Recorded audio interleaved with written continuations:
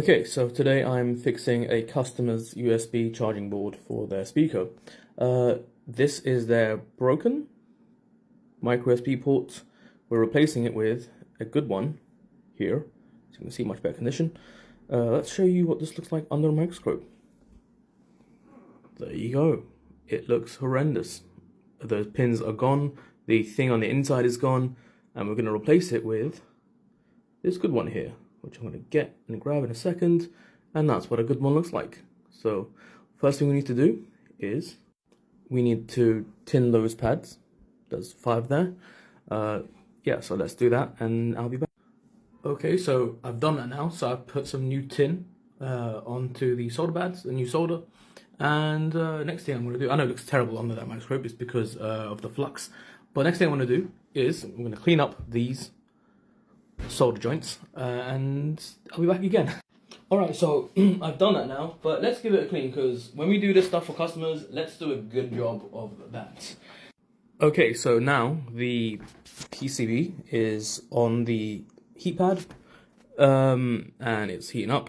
You will soon start to see the solder start to liquefy, and normally I will use my air station, but today I want to use this because it's not really the method I tend to go through. And if there is an easier way of doing this, let's give it a shot. So I'm going to try and I'm going to have a look at this, and I'll be back in 1 second.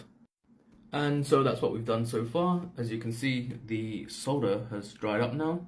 We're going to check to see if the pins are moving, which they won't be, but let's have a quick look. I'm going to put this camera down here. So, checking pin 1.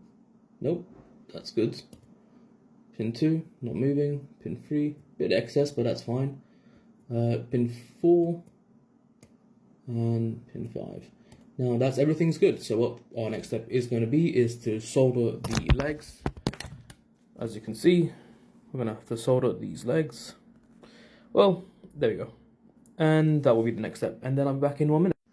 Okay, so I have soldered the legs, and that's everything is done. Everything is done. The pins are good, the legs are good, and let's just go through this. Okay.